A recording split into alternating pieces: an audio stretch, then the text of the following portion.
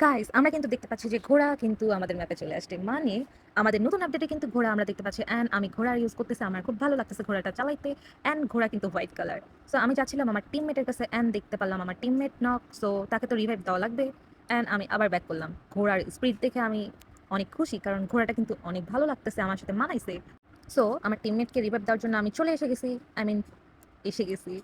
So এখন আমি নামবো, ল্যান্ডিংটা পারফেক্ট ছিল। আমি আমার টিমমেটকে রিভাইভ দিয়ে দিলাম, ভুল করে আমি ৬০০ তে রিভাইভ দিয়ে ফেলছি। অ্যান্ড আমি ঘোড়াকে বলতেছি, "তুই কি আমার সাথে ভালো আছিস? তুই কি খুশি?" সে বলল, "হ্যাঁ।" বলতে, বলতে দেখি আমার আরেকটা টিমমেট নক। সো তাকে আমি বারবার বলতেছি, "ফিনিশ হও, ফিনিশ হও।" উপরের জন ফিনিশ হয়ে গেছে, তাকে আমি রিভাইভ দিছি। কিন্তু সে কিন্তু এখনো রিভাইভ পায়নি যে ফার্স্টে নক হইছিল। এখন আমি কয়েন কালেক্ট করতে কই যাবো? আশেপাশে তাকাই দেখি এক জায়গায় কয়েন আছে। এখন দেখা যাক আমি কি পারবো আমার টিমমেটকে রিভাইভ দিতে। অলরেডি সে রিভাইভ হয়ে গেছে। আবার আমার ফার্স্ট আরেকজন যে নক হইছিল সে আবার নক হয়ে গেছে। তো আমি আবার কয়েন দেখি আশেপাশে কয়েন আছে। কয়েনটা খাইয়ে আমি ওরে আবার রিভাইভ দিয়ে দিব।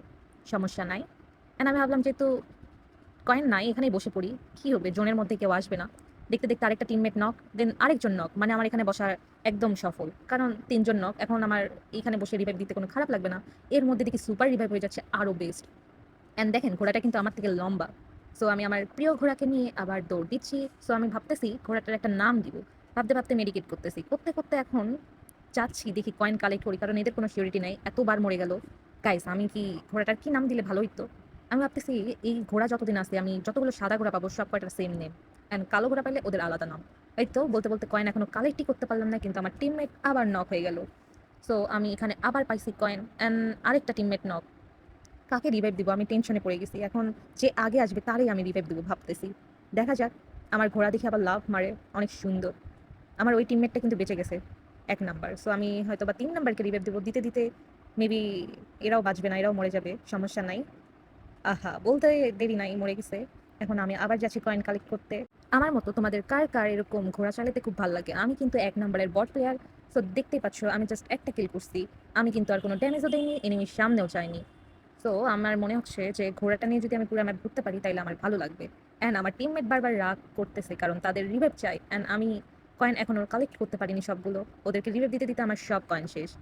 আমি আশেপাশে আবার তাকাচ্ছি যে কোনো ফ্রি রিভাইভ দেওয়ার জায়গা আছে কিনা, কিন্তু নাই। আমার কয়েন দিয়ে রিভাইভ দেওয়া লাগবে। এর মধ্যে আমার নোটিফিকেশন আসে যে আমার ফোনের চার্জ অনেক কম আর এইদিকে কে জানে আমাকে হিট লিস্ট মারছে। সো এই হিট লিস্টকে আমি পারবো কি ঠেকাইতে? মনে হয় কি? দেখা যাক। আমি অনেক সুন্দর ঘোড়া চালাইতে পারি। ২০০ দিয়ে একজনকে রিভাইভ দিয়ে ফেললাম অ্যান্ড আমি আবার আমার ঘোড়াকে নিয়ে দৌড় দিব। এখন গাইস আমাকে যে হিট লিস্ট মারলো সে তো অনেক তাড়াতাড়ি চলে আসতেছে। আমি কি পালাইতে পারবো? আমি খুব ভয়ে আছি। আমি যাচ্ছি। আমি তো ভাবছি এখনই মরে যাবো।